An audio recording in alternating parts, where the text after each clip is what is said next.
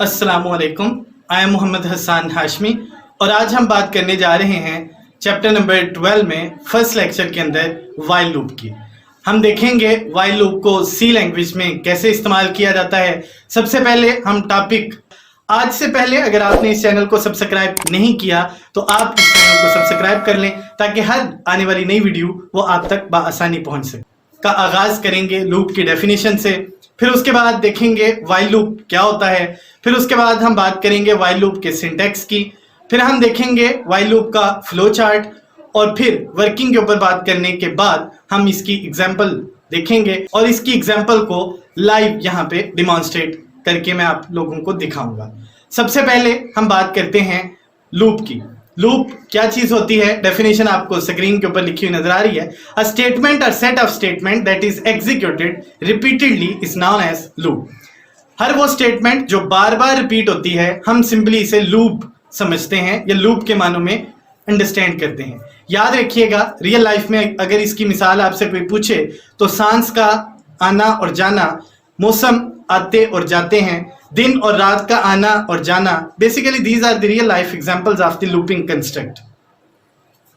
The structure that repeats a statement is known as iterative, repetitive और looping construct. वो structure या statements जो बार बार रिपीट होती हैं या हम उनको रिपीट करते हैं या वो एक लूप के अंदर होती हैं, हम सिंपली उन स्टेटमेंट्स को रिपीटिव स्टेटमेंट या लूपिंग स्टेटमेंट के नाम से रिप्रेजेंट करते हैं। बाय डिफॉल्ट लूप्स को हम दो मुख्तलिफ कैटेगरीज के अंदर डिवाइड करते हैं। Number 1, basically the purpose of loop is to execute a statement or number of statement for a specified number of times। हम लूप को कुछ नंबर ऑफ टाइम्स के लिए रिपीट करते हैं। मसलन अगर हमने स्क्रीन के ऊपर कोई नेम वगैरह डिस्प्ले करना है तो उसके लिए हम 0 से 10 तक या इससे ऑनवर्ड हम बार बार उस नाम को रिपीट कर सकते हैं। सो स्पेसिफाइड नंबर ऑफ टाइम्स के लिए हम अगर कोई भी वैल्यू डिस्प्ले करवाना चाहें तो उस मकसद के लिए हम लूपिंग कंस्ट्रक्ट को इस्तेमाल करते हैं। Number 2, the basic purpose of loop is to use a sequence of values. Basically हम इसमें वैल्यूज को सीक्वेंस के अंदर डिस्प्ले करने के लिए भी इस्तेमाल करते हैं। मसलन अगर आपने 1 से लेके 10 तक नेचुरल नंबर्स को डिस्प्ले करना हो तो उस मकसद के लिए हमें लूप की जरूरत पेश आएगी। बेसिकली हमारे पास टोटल 3 लूपिंग कंस्ट्रक्ट्स अवेलेबल हैं इस सिलेबस के अंदर, तो हम वन बाय वन उनके ऊपर बात करेंगे। हम आज के लेक्चर में वाइल लूप को डिस्कस करेंगे, इसके अलावा डू वाइल स्ट्रक्चर और फॉर स्ट्रक्चर वो भी इसी चैप्टर के अंदर हम इंशाल्लाह देखेंगे। सो सबसे पहले हम बात करते हैं वाइल लूप की। It is the simplest looping construct in C language. ये सबसे आसान समझा जाने वाला लूपिंग कंस्ट्रक्ट है जिसे हम सी लैंग्वेज के अंदर इस्तेमाल करते हैं। Basically it executes one or more statement while the given condition remains true. ये तब तक चलता है जब तक कंडीशन ट्रू रहती है। It is useful where the number of iterations are not known in advance. याद रखिए ये टेक्निकल टिप है। अगर आपको इटरेशंस का पहले से पता नहीं है, अगर आपको रेपिटेशन का पहले से पता नहीं है तो उस मकसद के लिए फिर हम वाइल लूप को इस्तेमाल करते हैं। ये लाइन सबसे अहम है और मोस्टली ये लाइन आपसे पूछी जाती है एमसीक्यूज के अंदर भी। सो याद रखिएगा, it is useful when the number of iterations are not known. शुरू में अगर हमें नंबर ऑफ इटरेशंस का पता नहीं है तो वहां वाइल लूप को हम मोस्टली इस्तेमाल करते हैं। अगर हम इसके फ्लो चार्ट की बात करें तो स्क्रीन के ऊपर फ्लो चार्ट लिखा हुआ आपको नजर आता है। On the behalf of a condition, we check if the value is true, then the relevant looping construct is executed again and again, and if the condition is false, then terminate the looping construct. अगर आप screen के ऊपर देखें तो आपको नजर आ रहा है on the behalf of a condition, when the condition is true, then the relevant statements written inside the body structure will be executed, and if the condition is false, then terminate the loop and control will move towards the next lines.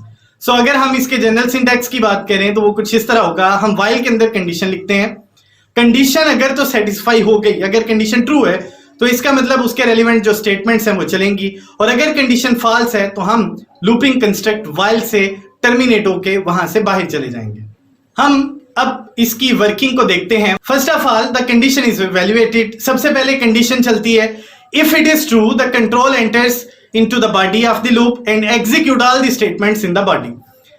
सबसे पहले अगर condition true होगी तो control वो body structure के अंदर enter हो जाएगा, मतलब कर्ली ब्रैकेट के अंदर एंटर हो जाएगा और उसके बाद जो स्टेटमेंट्स हैं वो चलेंगी। और अगर कंडीशन फॉल्स हो जाती है तो उसके नतीजे में हम लूपिंग कंस्ट्रक्ट से बाहर आ जाएंगे। After executing the statements, it again moves to the start of the loop and evaluates the condition again. बार बार अगर कंडीशन ट्रू रहेगी तो ये स्ट्रक्चर बार बार चलता रहेगा until the last condition comes.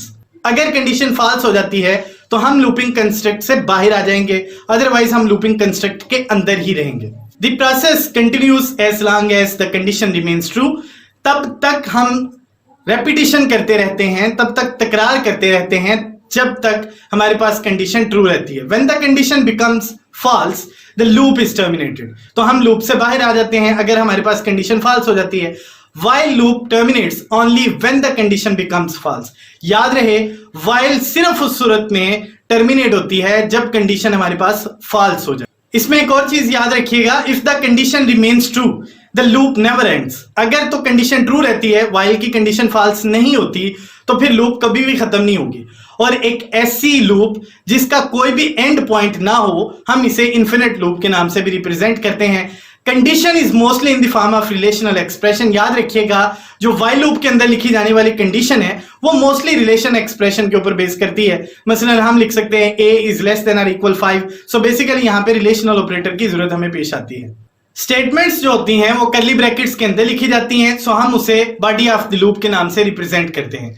अब हम चलते हैं एग्जाम्पल की तरफ और वहां से आपको इस चीज की बात आसानी समझ आ जाएगी। हमने लिखा hash include stdio.h, next line के अंदर हमने लिखा हैश इंक्लूड conio.h, उसके बाद हमने मेन फंक्शन लिखा। नेक्स्ट हम लिखते हैं इंट n हमारे पास एक वेरिएबल है जिसको अब हम वैल्यू असाइन करते हैं n इक्वल्स 1, मतलब हमारा जो इनिशियल पॉइंट है वो 1 है। उसके बाद हम कंडीशन लगाते हैं while n is less than और इक्वल 5। जब n की वैल्यू 5 से छोटी है या 5 के बराबर है तब तक कंडीशन ट्रू रहेगी, और कंडीशन अगर ट्रू रहेगी तो हम स्टेटमेंट लिख देते हैं पाकिस्तान और उसके बाद \n लिख देते हैं। नेक्स्ट लाइन के अंदर हम लिखते हैं n++। यहां पे n++ क्या है इसके ऊपर मैं अभी थोड़ी देर में बात करता हूं। उसके बाद हम कर्ली ब्रैकेट लगा देते हैं। नेक्स्ट हमने कर्ली ब्रैकेट जो मेन से आ रही है उसको क्लोज कर दिया।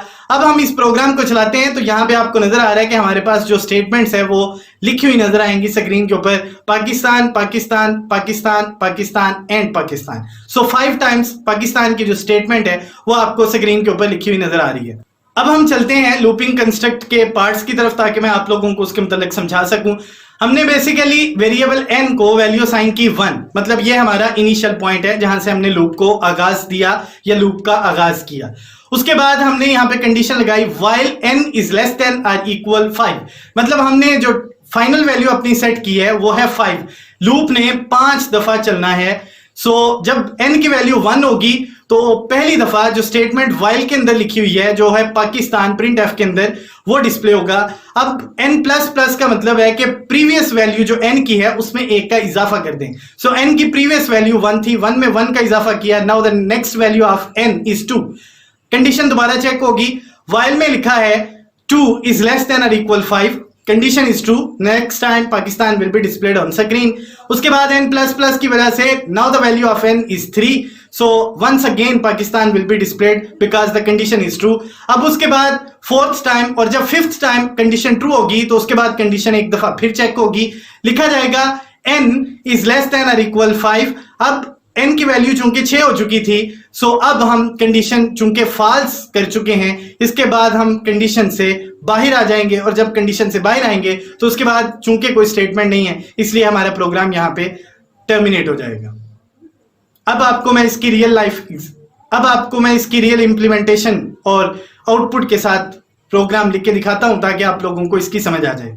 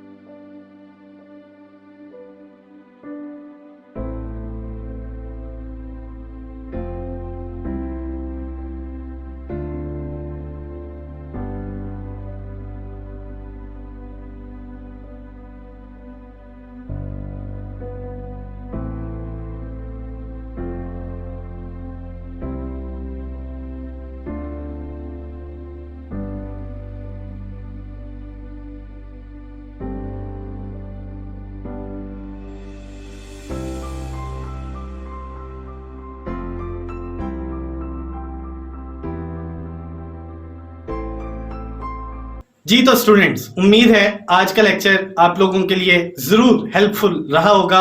आप लोगों ने यहाँ से बहुत कुछ सीखा होगा। अगर आपको ये वीडियो पसंद आई है तो आप इस वीडियो को लाइक और शेयर जरूर करिएगा। आज से पहले अगर आपने इस चैनल को सब्सक्राइब नहीं किया तो आप इस चैनल को सब्सक्राइब कर लें ताकि हर आने वाली नई वीडियो वो आप तक बआसानी पहुंच सके। इस उम्मीद और दुआ के साथ कि आप कामयाब हों और अल्लाह ताला आप लोगों के लिए आसानियां पैदा करे।